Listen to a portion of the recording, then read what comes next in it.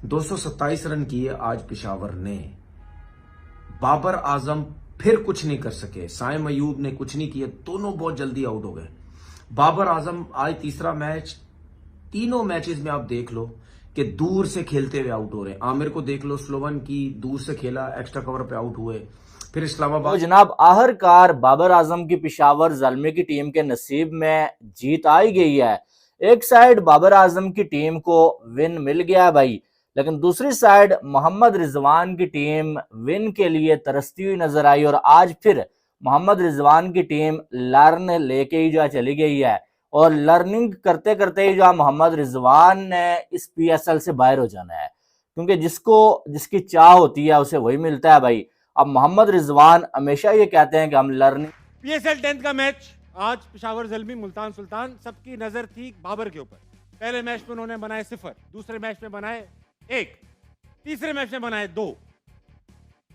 फवाद भाई, बाबर की परफॉर्मेंस क्योंकि क्रिकेट से रिलेटेड है, इसीलिए इस सवाल का जवाब मैं लूंगा अजीका डैनियल से। अजीका ये बताइए कि आप अगर बाबर की जगह होती तो आप, इतनी फेलियर्स हो गए, 3 हो गए अब ऑलमोस्ट, क्या करती, अपने आप को क्या समझाती?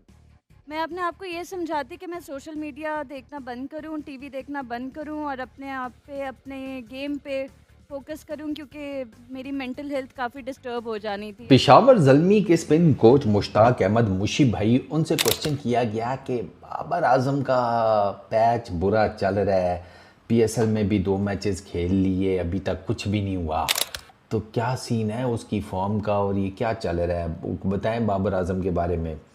तो मुशी भाई ये कहते हैं कि देखो यार, बाबर आजम के साथ प्रॉब्लम ये हुई है कि पिछले 1-1.5 साल में बाबर आजम के साथ जो कुछ भी हुआ है ना, उसने बाबर आजम को मेंटली हिट किया है। बाबर आजम को मुसलसल पाकिस्तान सुपर लीग के अंदर बैटिंग पर्सपेक्टिव में नाकामियां हो रही हैं और ये पहला टूर्नामेंट है उनका कि लगातार 3 इनिंग्स में वो डबल फिगर में दाखिल नहीं हो पाए। मगर उनके लिए गुड न्यूज़ ये है कि उनकी टीम ने मुल्तान सुल्तान को शिकस्त दी है और के पॉजिटिव वाइब्स आई हैं कि उनकी टीम जीती है। और खासकर 2 ओवर 5 स्कोर 2 आउट, उसके बाद 200+ रन कर लेना, ये एक ब्रिलियंस थी जो कि मुझे लगता है कि स्टार्ट हुई मोहम्मद हारिस विकेट कीपर की बैटिंग से, जो पहली बॉल पे निकल के उन्होंने छक्का लगाया, एकदम टेम्पो चेंज करके रख दिया वो जो। और एक और लर्न मिला आज बाबर आजम को। बाबर आजम अपनी तीसरी इनिंग में पीएसएल के अंदर चलते भी नहीं, लेकिन अच्छी चीज ये है कि लर्न करते हुए नजर आ रहे हैं। पहली इनिंग में 0 किया, किसी ने भी कुछ नहीं कहा, इट्स ओके।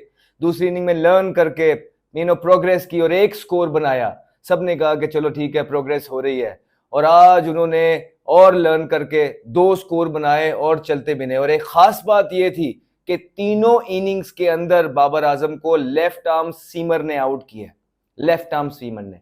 और कुछ समझ नहीं आ रही है बाबर आजम की कि एक बॉलर से जब ये इस तरह आउट होने पे आते हैं और लगातार होते ही रहते हैं, वल्लाह आलम क्या वजह बन रही है। चढ़ाई बनी हुई थी मुल्तान सुल्तान की, उस एक बॉल के साथ गिराई। उसके बाद लास्ट में आके ओवन ने जिस तरह की बैटिंग की, सबसे खास पॉइंट अब्दुल समद ने जिस तरह की बैटिंग की, 285 के स्ट्राइक रेट के साथ, ऑलमोस्ट 300 के स्ट्राइक रेट के साथ बैटिंग की। वो अलग बात है, उनको 2 चांसेस जरूर मिले, टफ चांसेस थे, मगर वो मिले उनको और तीसरे में वो आउट हुए, बट बड़ी ज़बरदस्त उन्होंने बैटिंग की। मगर उससे पहले अगर किसी ने टेम्पो बना के रखा वो मोहम्मद हारिस थे। और मेरे लिए खुशी की बात यह है 2 तरह से, एक ये कि पाकिस्तान के 2-3 बल्लेबाज, मतलब मुल्तान सुल्तान की तरफ से उस्मान खान बेहतर खेले, 200+ का स्ट्राइक रेट उन्होंने भी रखा, वहाँ से मोहम्मद हारिस ने रखा। अब हुआ क्या है बाबर आजम के साथ, एक उनकी टीम में पोजीशंस को लेके रद्दोबदल, बैटिंग ऑर्डर को, फिर बाबर आजम को टीम से निकाल दिया, कभी डाल लिया, कभी T20 से बाहर कर दिया, तो कभी टेस्ट क्रिकेट से कर दिया।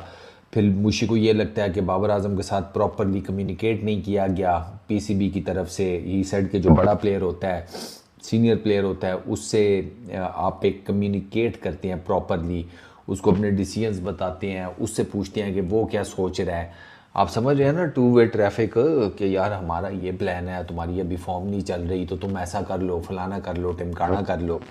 तो मुशी भाई ने कहा कि ये सारा कुछ हुआ, तो उसकी वजह से ना बाबर मेंटली थोड़ा अपसेट हो गया है। मेंटल कोई ब्लॉकेज नहीं है, उनको ये लगता है बस after so much of criticism, हाँ, सब आप शट डाउन करती हैं सब चीजें। मैं सबको शट डाउन करके सिर्फ और सिर्फ अपने गेम पे कंसंट्रेट करती, दैट्स इट। बस ये करती हैं आप? हाँ ठीक। भैया इसी बात से याद आया कि आज पाकिस्तान के एक अजीम क्रिकेटर, ऐसे क्रिकेटर जिनके बारे में हम सब जानते, ज़बान ज़द-ए-आम पे उनका नाम है, पाकिस्तान के लिए कई फतूहात हैं। उन्होंने एक बयान दिया बाबर आजम के बारे में, आइए देखते हैं। And let's see, may the best team win. और फातिमा, मैं एक चीज कहना चाहता हूँ, एक चीज। ठीक है, मुझे लगता है बाबर आजम आज सेंचुरी करेंगे। चले सही है, we'll wait and watch. Learning करेंगे और रात को भी जो है फिर मोहम्मद रिजवान ने वही की। लेकिन बाबर आजम की टीम जो है ये मैच जीत गई है, एक वन साइडेड मैच जीती है बाबर की टीम।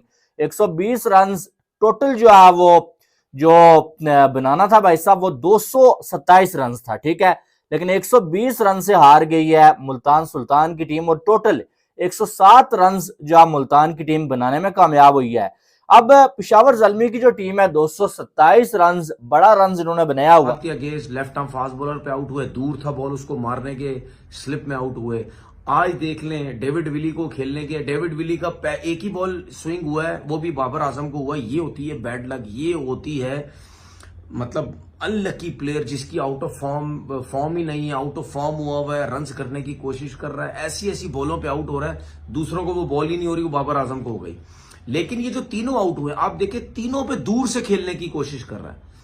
मुझे ऐसा लगता है ये नेट्स बहुत गलत कर रहा है और हम मैं अपनी बात कर रहा हूं, मैं क्लिप्स भी देख रहा हूं, मुझे नहीं लग रहा। खुशी की बात है और मैं ढूंढ रहा हूं कि पाकिस्तान सुपर लीग के अंदर पाकिस्तानी बल्लेबाज भी इस तरफ को जाएं, बल्कि मैं ढूंढ रहा था कि 300 को भी टच करें, जो कि अब्दुल समाद ने टच किया। मजा आया उनकी बैटिंग देखकर। मगर दो चीजें जो मैंने आपको बताई, एक तो स्ट्राइक रेट का मैटर था, दूसरा अली रजा जो उन्होंने स्पेल किया, एक दफा वो बिल्कुल हेड के ऊपर थे और बड़े बल्लेबाजों को उन्होंने आउट किया। यानी कि निकेटर ले अच्छे, टर्नर बड़ा अच्छा बैट्समैन है, उनको आती पहली बॉल पे जो क्लीन बॉल मारा। मैच तो खैर पहले भी ऑलमोस्ट मतलब मुल्तान सुल्तान हार चुका हुआ था, मगर वहां पे मैच फंस सकता था। He is a very good batsman.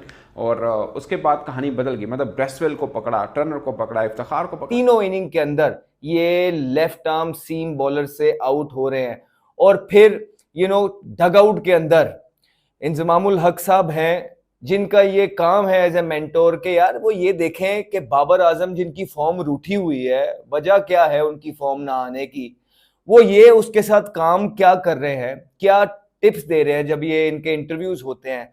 अवाम ये जानना चाह रही है कि यार आप being a legend of the game या आप इतने सीनियर प्लेयर जो हैं, आप टीम के साथ पेशावर ज़ल्मी के साथ मुंसलिक हैं, आप इनको गाइड कर रहे हैं, ये बताएं कि क्या गाइड कर रहे हैं।